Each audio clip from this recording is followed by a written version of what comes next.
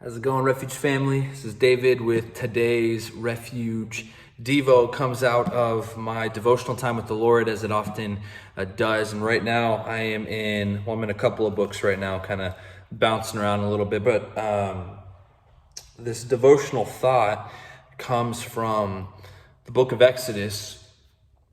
And then we're going to kind of go to the New Testament as well. And it's really on the character of God, or on the heart of God.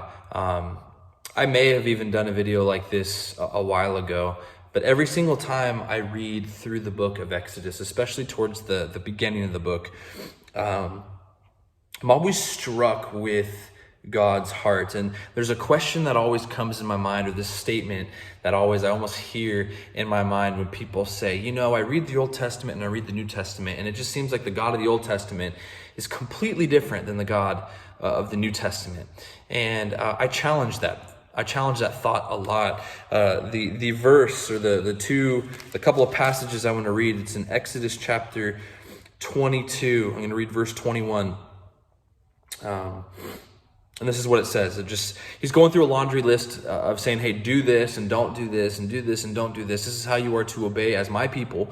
And so he says this. He says, do not mistreat or oppress a foreigner.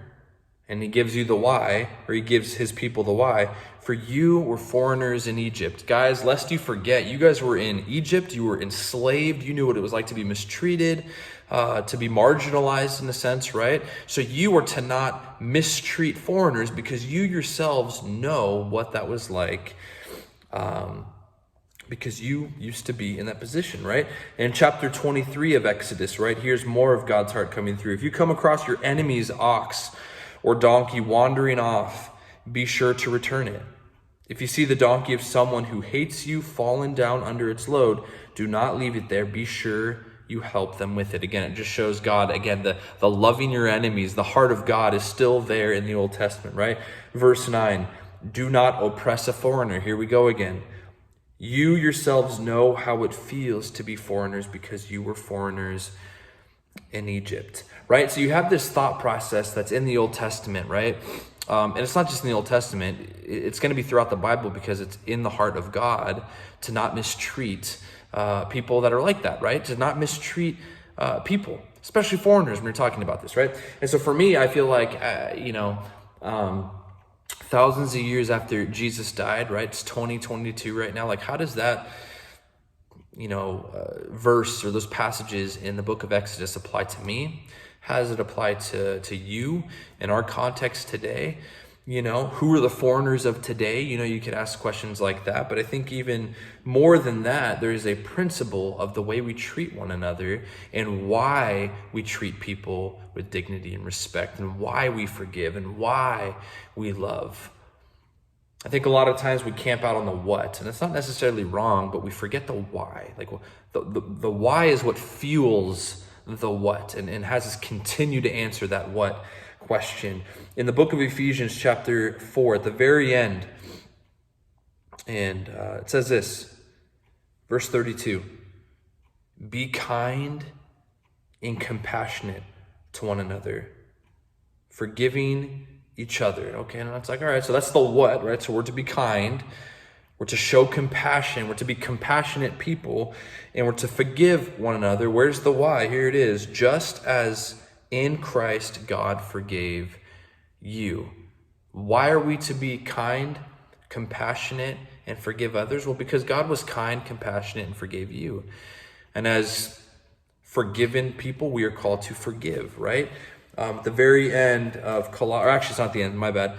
Towards the middle of Colossians chapter 3, it says this. It says, therefore, as God's chosen people, so that's you and I, people that have responded to the gospel, responded to Jesus and said, yes, therefore, as God's chosen people, holy and dearly loved, clothe yourselves with compassion. There it is again, that word, kindness, humility, gentleness, and patience. Bear with each other and forgive one another. If any of you has a grievance against someone, forgive as the Lord forgave you. There's the why once again.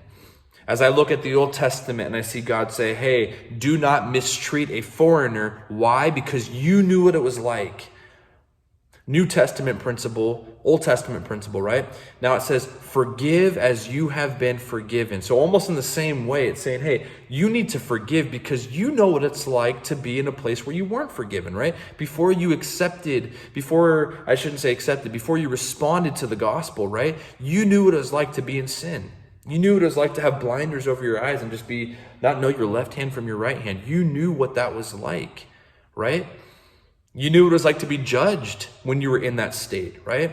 You also knew what it was like to not be judged. You knew what it was like to have somebody show you the kindness and gentleness of Jesus and to love on you, right? We forgive because we've been forgiven, right?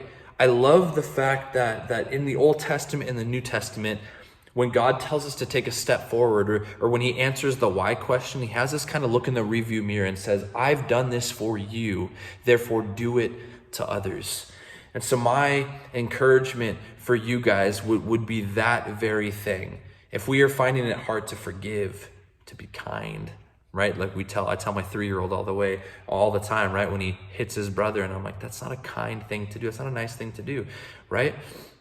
When we are having trouble showing kindness or gentleness or when we're having trouble forgiving people, I just challenge you as I challenge myself right now to look back at what God has forgiven us of, to look back on the kindness of God in our lives and the compassion he has shown us, and let that propel us to be kind and gentle and compassionate and forgiving to those who may have wronged us. Refuge family, we love you. We'll see you next time.